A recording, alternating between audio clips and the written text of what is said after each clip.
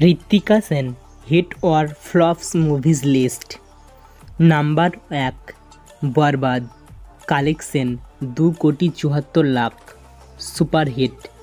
Number 2 Arshinagar, collection 2,10,00,000 average. Number 3 Raja রানী রাজি, collection 2,35,00,000 hit. Number 4 বাঘবন্দি খেলা, collection 5 crore semi hit. Number 5 Shahjahan regency, collection 3,21,00,000 hit.